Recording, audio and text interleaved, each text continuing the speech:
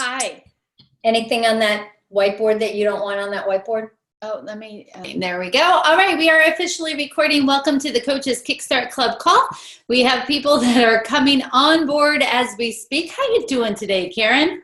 I'm doing fabulous today, Jen. How about yourself? I'm doing really, really well. So here's the skinny and the scoop, you guys. So this is the Coaches Kickstart Club call. This is a call that we do once a month, typically the third Wednesday of every month at noon Eastern time. Sometimes it changes due to schedules and things like that. But I'm Jen Barley, and I'm alongside with Karen Sullivan, and we are lovers of all things coaching, and this is something that I've been doing for how long, Care? About probably going on my 6th year, maybe? Before I knew you. Before you knew me, yes. And then Care came and joined the team to occasionally be on the call, usually more than she's not. So I love doing it with Karen. And this is a place where we just talk about all things coaching. Sometimes there's topics, sometimes we do demos, sometimes we talk about business. Today it's all Q&A. So you guys have the questions, we have the answers, and this is a freestyle, free-form way to go. We can talk about coaching situations, client scenarios, the business, corporate coaching, whatever it is that's on your mind is a good thing. Right, Kara? Yes, Jen. She adds so much. Girls of wisdom, remember, I am tweet-worthy. It's true, you guys. You would never, just for the record, Jen, you would never fit in 140 characters. No, I would not, right? Yes. So the funny thing is I have this thing where Karen and I will do teaching and we'll be whatever. So we're teaching something, doesn't matter what it is. And here's Jen, blah, blah, blah, blah, blah, blah, blah, blah, blah, blah, blah, on and on and on. And here's another thought. Here's an example. Here's the concept.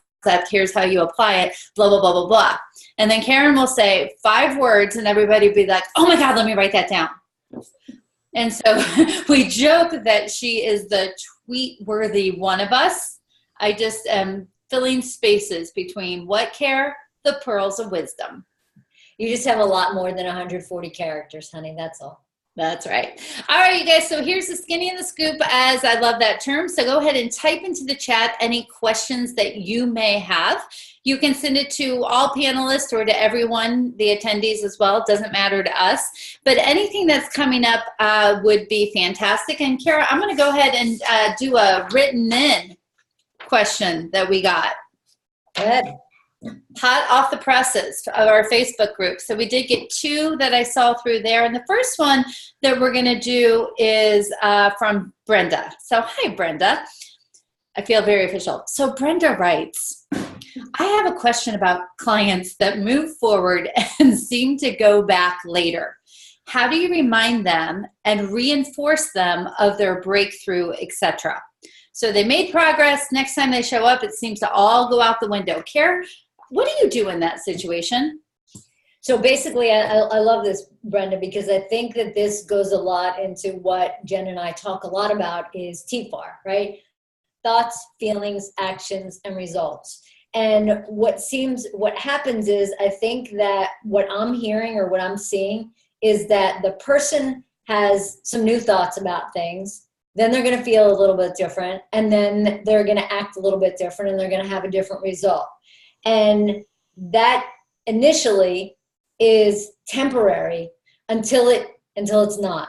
So what we want to do is, as coaches, we just don't want to put Band-Aids on bullet holes. We don't want to just go for that quick fix. We don't want to just shift people for the sake of shifting. What we want to make sure that we do, you goofball, what we want to make sure that we do is change behaviors. And what we do through coaching is we change the thoughts initially, so then the behaviors actually change. It's almost like a habit, right? And you have to keep reinforcing that habit. All of a sudden, you just don't wake up one day and say, okay, I'm going to go to the gym 7 days a week. I'm going to eat healthy all the time, and you're never going to have a cookie again because you're going to fall backwards. So what happens here is I like to reinforce people that they can actually do. They've proved that they can do what it is that they're doing, And now, truthfully, guys, here comes the work. Because doing it once or twice sometimes is easy, but the work is in actually changing the belief systems. So what we want is the beliefs, the behaviors to change, then the belief systems change, so the old thoughts and the old patterns don't show up anymore, and we've created something now that actually works, instead of something where we're just kind of going around and around and, like I said earlier, putting Band-Aids on bullet holes. So a great way, Brenda, also to be able to do that is you have the ability to remind the client of what happened. So for example, if you know the pattern is, aha, light shines, angels are out, everything's great, and then you know the client comes back and falls back into old patterns, a great way to start every session is, last week was a really powerful session. And if I recall, you had a pretty big breakthrough. Remind me again of what your takeaway was. So what you're doing is getting them to articulate it, speak to it, name it, that kind of thing. And then you can pull that into the session. So that's one way to be able to do it. Another way is, let's say the client had the awareness that of X, Y, and Z. Next week, they come back, they show evidence that all of that has gone out the window. A great way then at that point is for you to say, so last week you actually noticed that you tend to have high reaction around your sister, and you were looking for ways to respond. Let me ask you this. Where did you feel connected to that this week? Where did you feel disconnected? Some kind of powerful question that anchors back to the learning is another way to do that. One thing too, Jen, if we really think about this, for the most part, this is just all in somebody's head, right? And the biggest obstacle has, like, I'm going to use working out, for example. It's almost like the biggest obstacle to running has nothing to do with my legs, nothing to do with my lungs. Well, it actually might. But it has to do, what are the thoughts that I'm telling myself, right? So it's about how do you go from, oh crap, I have to do this, to I want to do this, to I get to do this. So it's clearing the, I don't know, mental hurdles that get in the way. Because let's be honest, sometimes the working out, and it doesn't matter what this working out is, it could be your mind, whatever, working out is tough. So now it's about, okay, all right, suck it up, buttercup. Get out there and figure out what it is that you have to do to get through those tough, miles in the beginning that are actually going to get you to where it is that you want to go. And then it's about not making things up, not making things up in your head, but not creating the outcomes that you don't want, and create the outcomes that you actually do want. I love it. And just one last point, and then we're going to move on. We got some other great questions coming in here. Is, Kara, based on what you said there, it's that you could even say, so we usually have stages of integrating in our own awareness, right? So I have to, I get to, I want to. No. Whatever the three you just said. I have to, I want to, I get to. I have to, I want to, I get to. And right now you're still in the have to. So how do we stay connected that someday you will get to the get to, but right now this is where you are with it? So I think that's kind of interesting. I like that, Kara. There you go, Jen. Tweet worthy. I'm going to write that down right now, right? I get to. Yeah, it will be tweeted out soon. All right, you guys. So here you guys go. So a couple good things coming in, and one we have from Sylvan. So Sylvan writes in. By the way, we miss you too, Sylvan. It's great that you're here. Here's my question.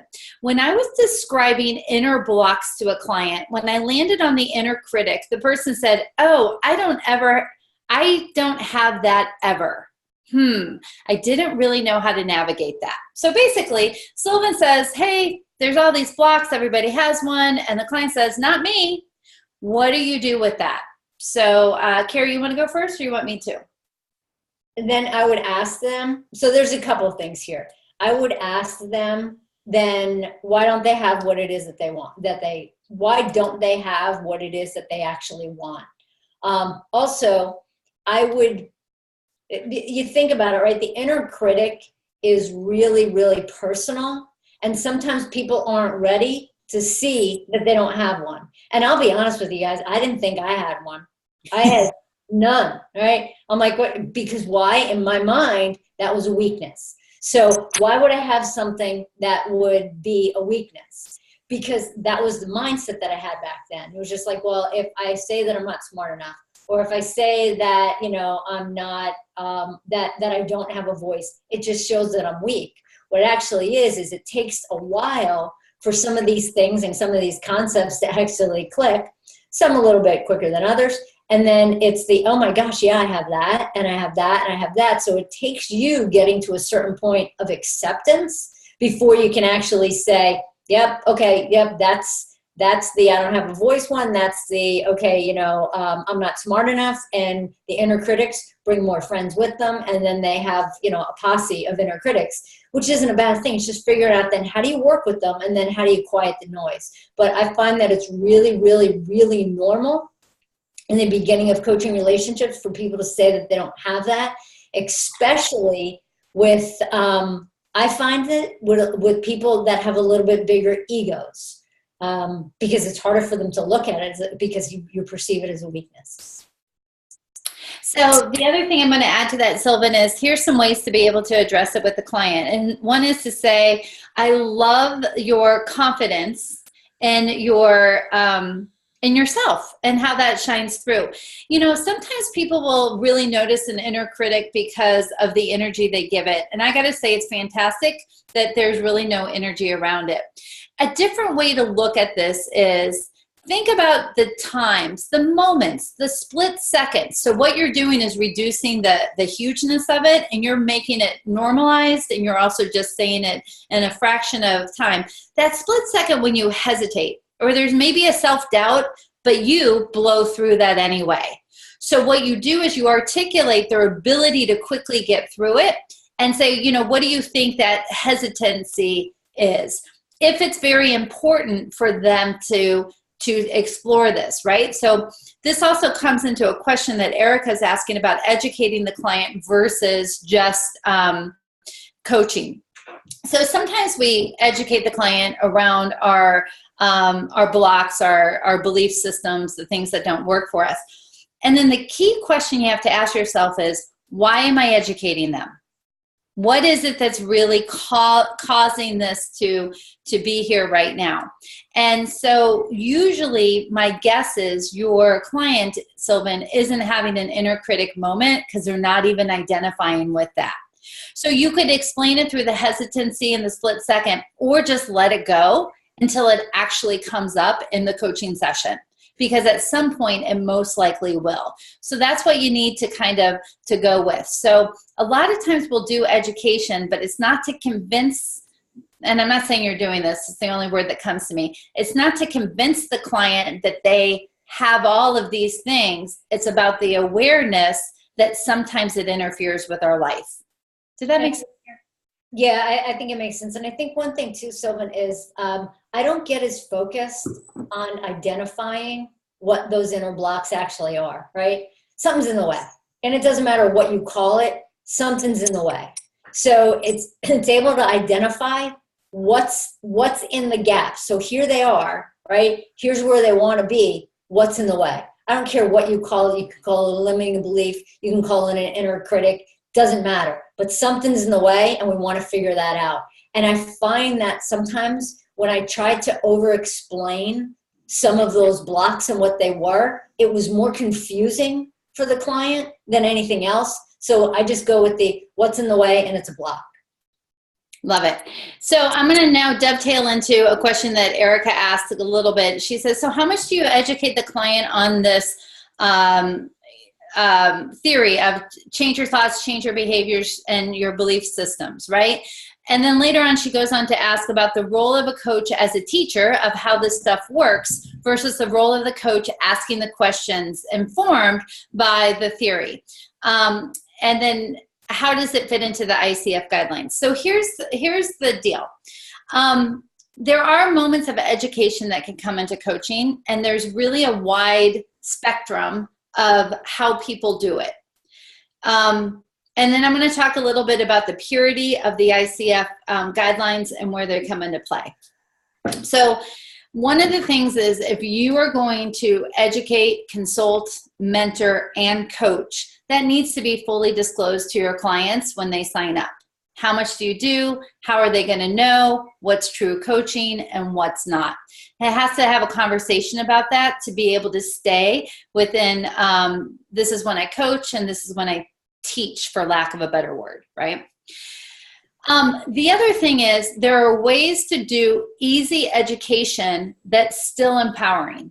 An example would be like this when it comes to the TFAR that Karen mentioned, to say, so one of the things that many studies have shown us is that our thoughts create our emotions, that create our actions, that determine our results. When I say that, what comes up for you? Or what thought do you think is driving the show right now? Or if you were to link a thought to a result, help me draw that connection. So basically, the education is, here's a theory. What are you going to do with that theory? How do you apply that theory into your life? Can stay more in the traditional coaching role. Now, if I was to say, so TFAR, thoughts, feelings, actions, results, your thought of X, Y, and Z means that you feel A, B, and C. No wonder you're doing HIG. What, Kara? Yeah, and of course the results are blah, blah, blah, blah, blah. When I create those connections for the clients to the data, I have moved away from coaching. Purely in the ICF model, it is about the provocative questions and pulling everything out from the client. I am okay with, here's a theory, now what is it that you do with it? So I hope that helps with it. I tend to not do a lot of educating in my one-on-one clients. The reason is, as many of you have known this, is that I got help on my coaching a few years ago and got some feedback from my school, from people that were outside of the program that I took. And I realized that I was doing a lot of teaching, which meant I wasn't coaching. So it's about breaking some of those habits. What, Kara? I didn't say anything. No, I was just gonna reinforce that, Jen, too. It's, we both did outside things, to take us out of our comfort zone. And we both realized that a lot of the coaching that we really were doing was a lot of educating. And when you think about it, right, because we teach a lot. So we were bringing some of that. So it's really realizing that, like you said in the beginning, it's being really clear. What mode are you in? Are you in consultant mode? Are you in mentor mode? Are you in coach mode? Because a lot of people pay, you and I, to be a mentor. A lot of people pay us to be the leadership kind of consultant. And a lot of people pay us to coach. So it's being really clear with the people that you're working with, what's the modality that you're actually in.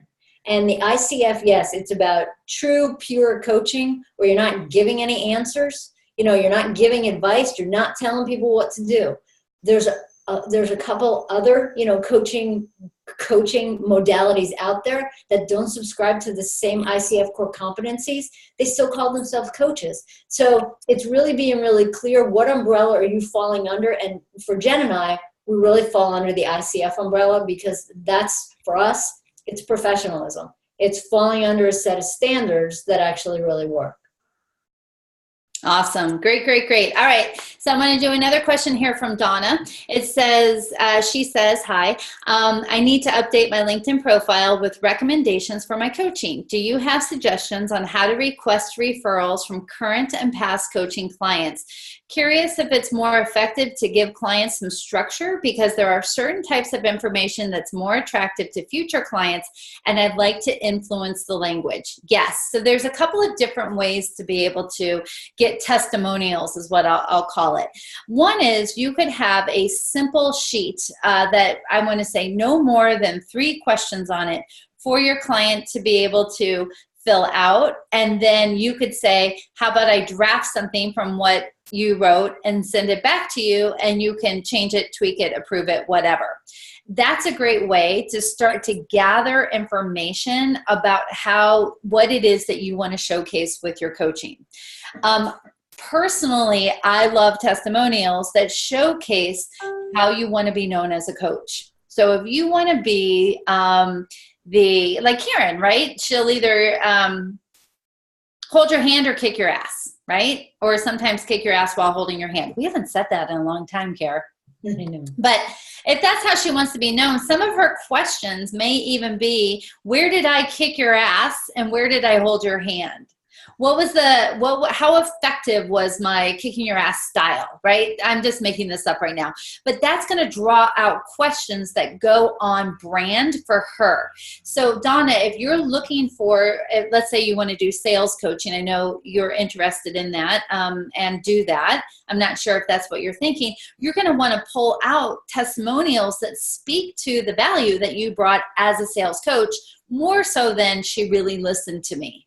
So I do think by forming some questions are going to help. Another thing you can do is to get their permission, say, would it be okay?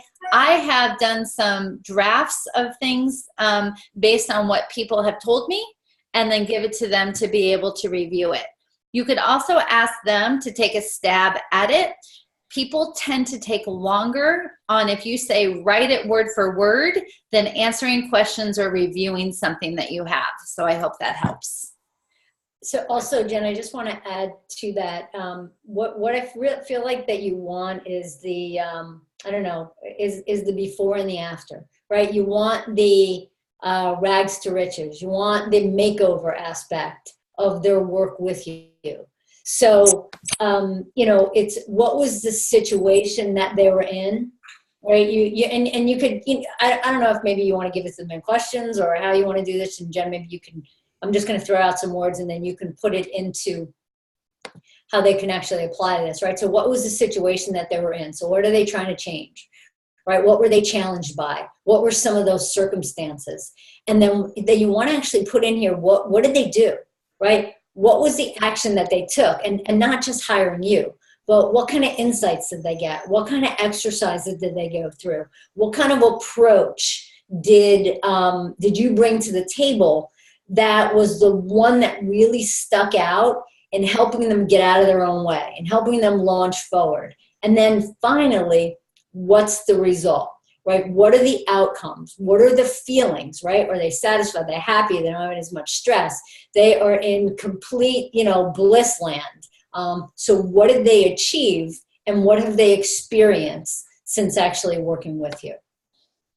Great. And just not too many questions because they'll just get overwhelmed. So hopefully that helped. All right, I have another one here from Scott, and he says, hey, Scott, I'm wondering what you both do when clients continue to ask for advice or mentoring. I have a couple of clients who keep coming back to, but I want to know what you do, and they're quite serious about it. I've re-explained what coaching isn't and is, but it seems to be to no avail. Would love any tips on a different way to approach this. Yes, we have some ideas. Kara, you want to go first? So one of the things here is, and I think this is a great question, Scott, and it's funny, I talked to somebody this morning who says, I just want your advice. I just want your advice. I just want you to tell me what to do. And so for me in this situation, I'm a pretty big risk taker. And that's one of the things that I bring in, especially to somebody who's not a big risk taker. So, I would, drop money for whatever. I would jump out of an airplane. I would go skiing down a double black diamond. I will take chances on things because that's my personality and that's who I am. I like uncertainty and I like variety. I like to live, and look at the name of our business, right? Kickstart Your Edge. I like living on the edge and pushing that envelope. And I'm an adrenaline junkie. When I tell people that, especially people that like security, that like safety, that like certainty, that is not going to connect. So what I like to do is I like to throw things out there about how opposite I really am and how my advice is going to be meaningless because it's not going to align with who they actually are. And I tell them I will be doing you a disservice and I will be setting you up for failure if I was to sit here and say, I think you should do this. Because it's all so personal. And I think that that's the key part of it. It's all really, really personal. So, and their decisions need to be really personal. I might tell people that, listen, I'm not going to tell you what to do. I've had people in these situations, and one person did X, one person did Y, and one person did Z. And somebody crashed and burned, and somebody was, did amazing with it. But you never know, because everybody is so individual. Some other thoughts I'm going to throw out there, Scott, is I love that you keep bringing it up and that people are looking for answers. So there's a couple of different techniques that you can try. And if you do, let us know how they go. But for example, when somebody says, I really want to know, what would you do? I would probably ask them, what do you hope my answer is? Like, I would actually, not to be about all coachy about it, but to get into their head, like, what do you think it is that how I would approach it? Or what do you hope that answer is? Or if you were to guess, what do you think? Right? So part of it is then what if that's going to work for you? What's not? If you're hoping I would say that, what does that really mean for yourself? It kind of gives you a platform to be able to go from. Another thing you can do, Scott, is say, you know what? I promise you at the very end, I'll share with you, but let's wait on what I would do. Let's focus on your options, and then we can see where you end up compared to where I would share something. So what it does is it delays having to answer that question until they've worked through what it is that are their options, their possibility, what aligns with them. So I really hope that that helps. And I think Karen's approach is also fantastic, right? Because everybody's so different. So, okay. All right. You also can raise your hands if anybody wants to be on video, because I love that. I'm going to go with Erica's question because I like this. This is a written in question, and I'm also jotting this down. So keep typing in your questions. We are doing great on time, and here we go. Okay. Erica says, okay, so here's one that's getting me. I've had the pleasure of having dream clients that I 100% believe in what they are up to in the world. It's an absolute pleasure to add my coaching to their world, and I love the impact that they are creating. And I also love, in moderation, the experience of being totally detached from what a client is all about, really just focusing on the coaching period. On them and their goals, whatever they're creating in the world. I like the skills and the detachment in that. So just pure coaching, not being attached to what they do, why they do it, how they do it. I added that part. Then Erica says, I seem to get hung up when a potential client is overlapping with my own skill set, specifically when they are also a coach. For example, right now I have a potential client who wants coaching around building her coaching business. She's not an ICF program trained coach. She's not seeking any additional training to improve her skills. And right now, in my experience of her, she's not that powerful as a coach. I'm having mixed feelings about being her coach. I'm too much in her business, and she's overlapping groups with me. She'll likely tell people I'm her coach, etc. Curious, have you ever dealt with this issue? How selective are you about who you coach? How do you decide where to put your energy? Fantastic question that I am sure our answers are different today than they were when we first started out. And I also have a specific here about believing in a client's ability. But first, we're going to hear from Tweetworthy. I can't say it, Tweetworthy. Say that fast. 3 times fast, Karen. Tweetworthy. Karen Sullivan. Go right ahead. Tall Sally, Jen. So there's a couple of things here, Erica, that pop out for me. And I think Jen brought up a really great point. My answer now is completely different than my answer would have been, 5 years ago. Back then, I wanted to, my philosophy was coach everybody, figure out what it was that I really liked. And I was able to help people, and it was kind of like the help me help you. I helped them, and they also helped me figure out what it was that I wanted to coach and what I didn't want to coach. And I learned a lot of things from working with a lot of people that I will never, ever, ever work with again. And that's the cool part about now. I'm able to be really, really selective because that's where we are in our business right now. And I don't work with people that I don't love anymore. So being able to get to that spot is a really, really cool thing, but it takes time. It's not just going to happen overnight. One of the things here that pops up for me when you asked about, you know, with her being in your circles and in your groups and oh my gosh, you know, Erica's my coach, and you're sitting there and going, oh my God, she's a train wreck. You know, no judgment, but what, you know what I mean? The question that I asked is like, okay, great. So what is it going to say about me if I was coaching her? Like, what are people going to think about me?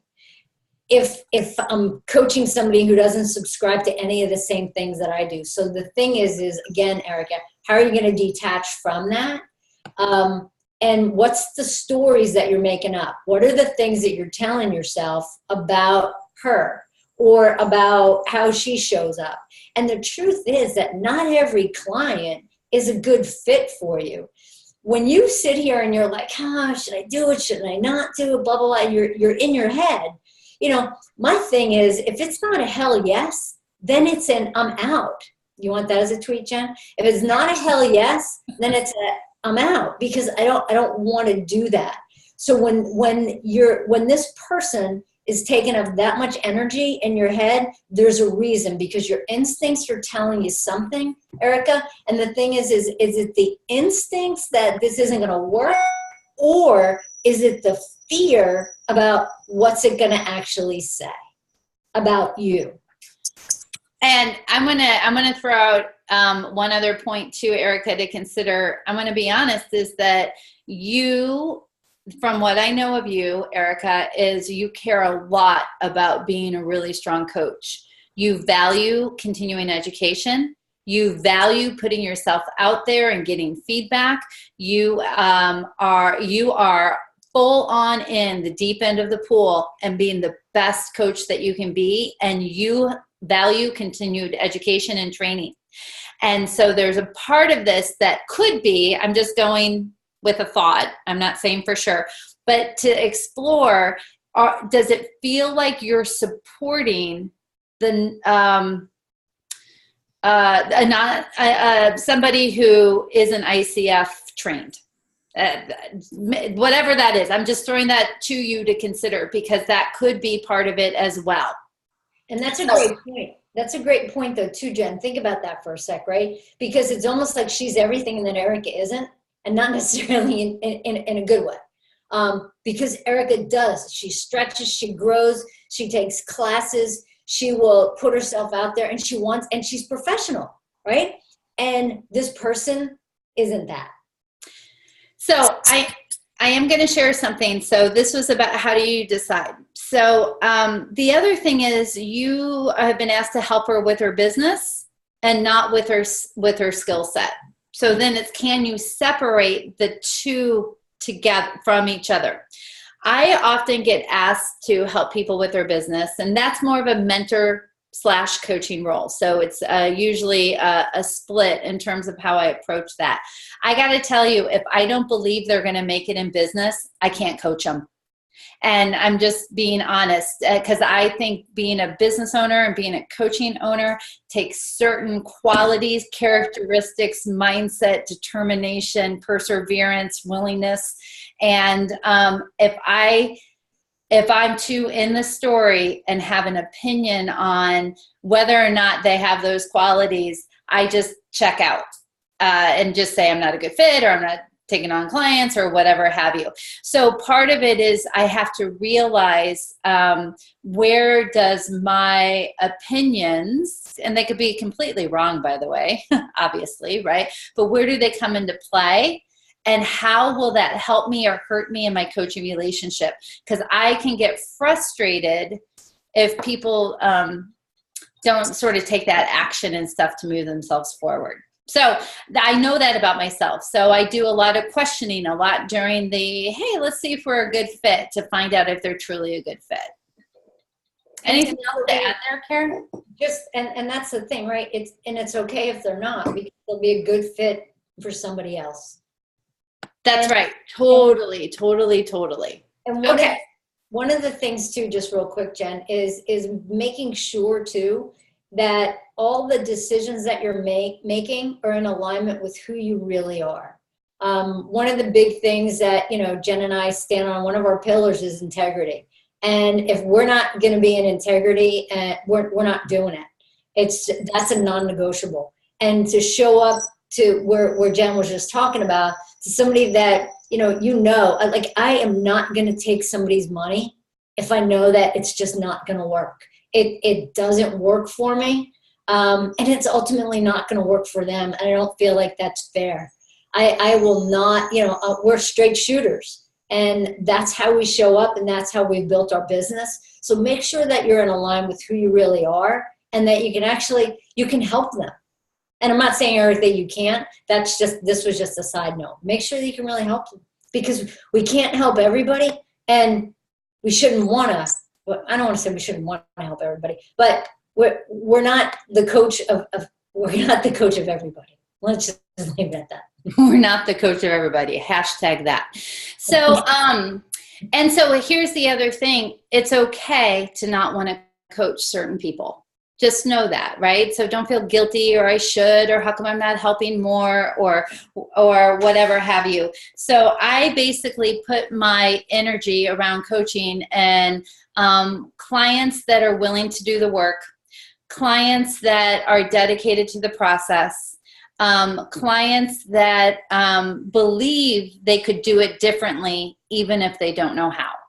So that's a huge kind of thing. And to be honest, even with our corporate work, one of the reasons that Karen and I have hired our Get Real coaching team was because I enjoy group work even more than one-on-one work. So having other people to do some of the work that isn't as pleasurable to me, but they absolutely love, is another way to do the business too. All right, so hopefully that helped. All right, let's check in with Amy. Hi, Amy. So it says, hi, ladies. This is great. I just started working with a new client, and we are 3 sessions in. I'm struggling with shifting her context, or having her see that her stories are just that, stories. She seems very attached to the way things are and is not as open to looking at things in a new way, because she's basing everything on the past. So for example, she wants to find a new job and predicts what's possible based on the jobs that are out there, her skills, etc. She doesn't seem to go for what she wants or even allow herself to dream. And Amy put in parentheses, I can see my own judgments. I leave the conversation feeling deflated and frustrated. I have it that she is not getting what she needs either. Okay, so this is when somebody will not let go of their past, that then, and they don't even understand they're holding on to it. They don't understand that it's limiting them, but they have, I'm going to say, reasons for everything. Right? And so how do we coach that? And the key thing is, Amy, making sure that you're not trying to convince her of anything. So when I am frustrated in a coaching session, or I feel deflated, and it sometimes happens, right? But when that happens, it's because I feel that my client should see it differently than the way that they are. And perhaps I put some energy into convincing them, and they didn't take the bait. And then I don't know what to do with them. So I just share that from my own perspective, how that sometimes comes up. So part of this is being detached from where she is in her own process. And the other thing is to sometimes throw the excuse completely out the window. So I get the fact, you can even say it. So I get it. So your past it sort of tells you, is guiding the direction that you're going. Let's just make up right now that you knew nothing about this topic. What would be 4 completely opposite ways you would approach this? As it's almost as if you had amnesia, right? So taking away that dependency to show the evidence of why things are the way that they are. That's a way to do it too. What else do you think, Kara? So the thing that pops out for me in this question is I'm struggling with shifting her. And if there's the struggle, it's your struggle, right? So I'm not going to work harder than my clients. And if I'm struggling to shift somebody, maybe they're just not ready to shift. So the question goes from the how do I shift her to how do I help her perhaps see another perspective or see some other options, and not necessarily a complete shift, for lack of a better word. People need to get the message of whatever it is that they're in, and perhaps she hasn't gotten the message from what she's actually in. This is like the suck phase, right? So people are stuck in something, and sometimes it sucks, but they can't get out of it because they haven't embraced the suck and gotten the message from the suck.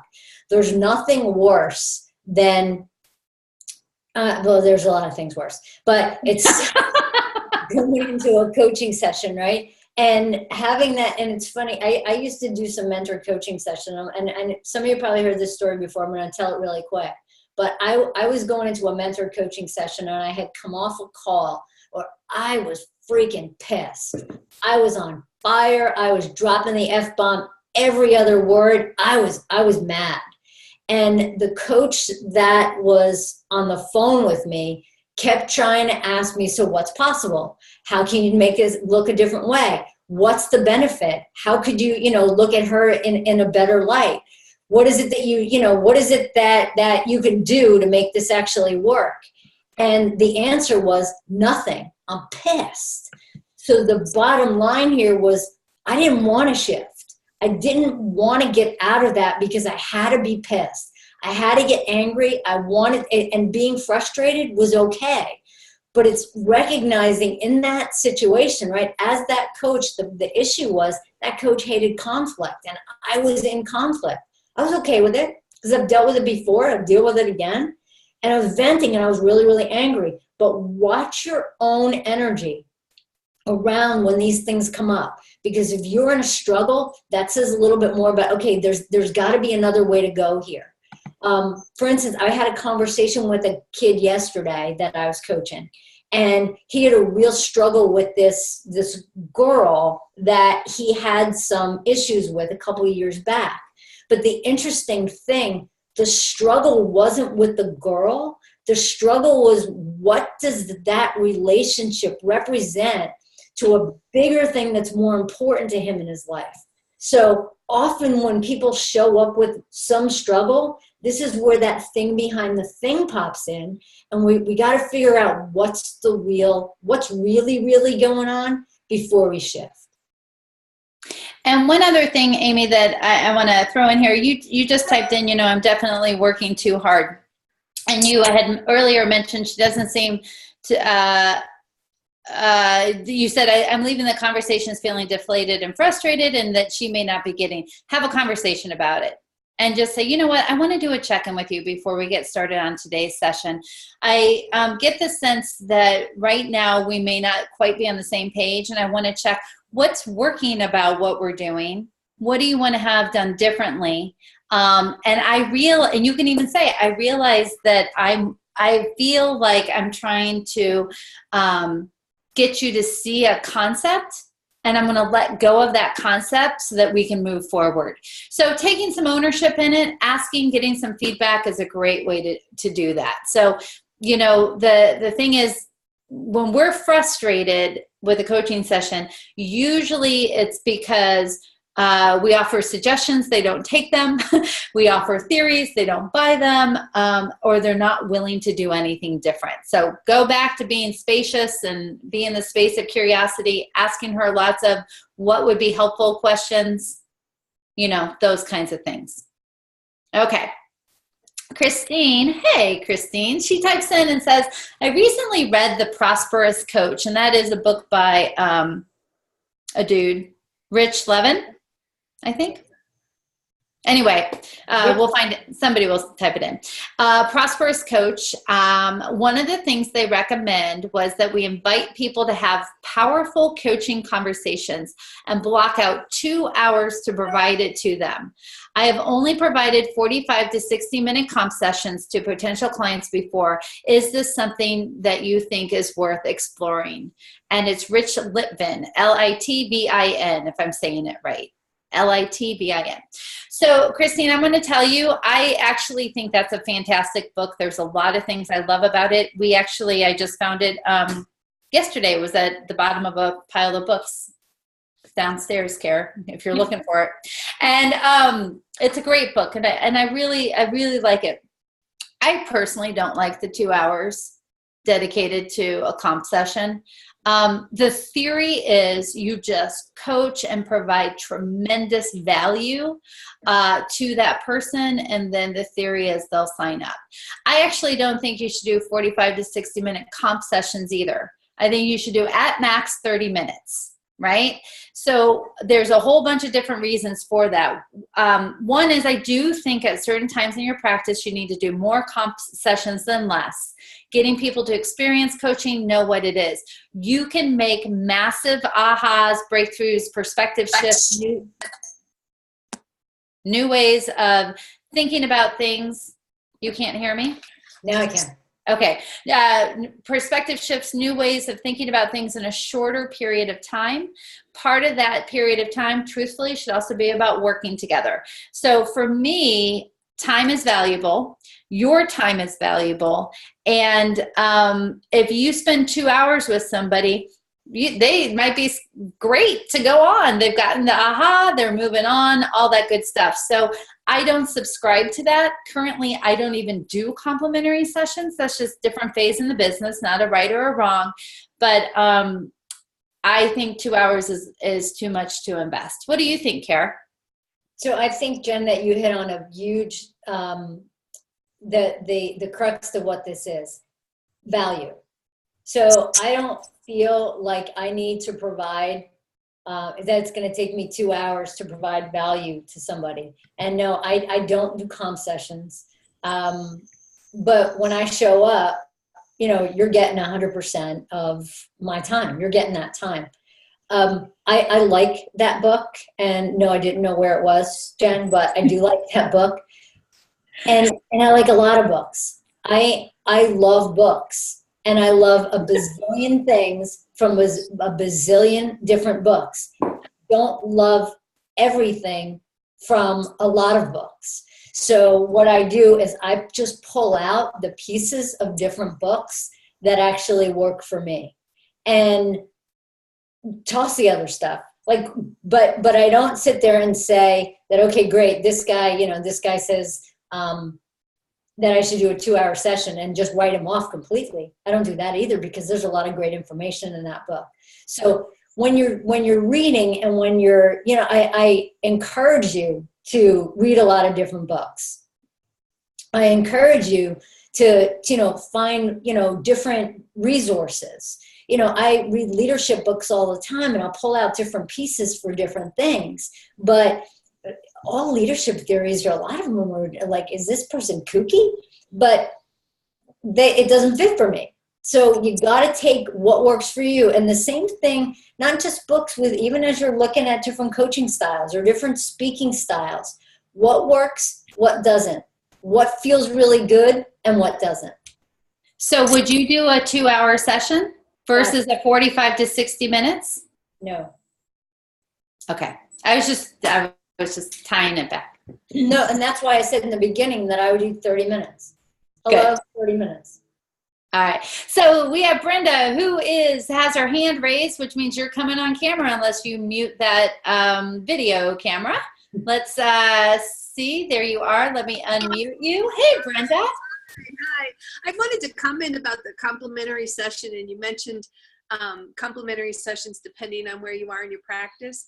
I never did them. I called them discovery sessions. And right from the beginning, it came from my previous business ownership of being in the wireless industry, where we sold a product and then we gave it away for free, and how that changes the dynamic of what people think there's value in. So I think that's where my knowledge of this comes from, but I never did do that. I did discovery sessions for 30 minutes for us to just get to know each other. And some of what I did in there would be probably labeled as a coaching question to get to the heart of what they were looking to accomplish. But I really believe strongly that don't give it away for free. It's so hard to come off of free. And that's speaking from experience. Love it. So, hey, is that reclaimed wood on your wall? Here, yes. I love that.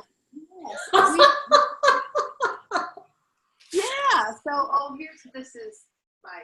Well, let's just look past the work, but this is my husband did this for me. We moved into our house, and out in our lean-to, there was all kinds of barn siding and all kinds of stuff, and he just put it on the wall. Love it. Yeah. Love it. Love it. Thanks, Brenda. I think that's fantastic. I just, I love all things that have to do with interior design and decorating and that kind of look. So, which is great. And you know what's funny, Jen? As we're talking to Brenda, like you see the wall, and I see the thing in the back that says #love. So this is great, right? We're both looking at the same thing and seeing different things, and that's just exactly like how you show up as a coach, right? We're all going to show up different. We're all going to see different things. Our views are going to be different, and you got it. Just what works for you. That's it. Love it. Somebody likes the lamp. Yes. I like this office. This is the Florida office.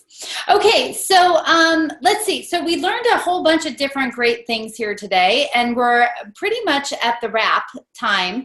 So what we're going to do is I'm going to post this video in our Facebook group, and then I'll also sort of put questions down so people will know what questions there are. And for fun, if you have any tweet-worthy items that you can hashtag and attribute to Karen Sullivan, let's put that on the thread as well, because I already have a few, and my favorite is I love books. No, there is more tweet-worthy things coming through. So, and you guys can still even post questions to the thread as well if they didn't get answered, if you have additional ones, because Karen and I are feeling the need for a little bit Facebook Live. Well, that's really me, but I like it more than Karen does. And we'll be able to answer all those questions. So anything else you want to say, hon? No, let's wrap it up. This was great. Thank you very much for the interaction, guys. We love it. Thanks for submitting the questions and asking us questions. And Terry Babbers also love the grocery store method, the grocery aisle method. Perfect. Pick up what you want, leave the rest. Perfect. Yeah, you got to do that, especially in the cookie aisle. All right. Anyway, see you all later. Much love, and keep on coaching the world. Bye. Bye, guys.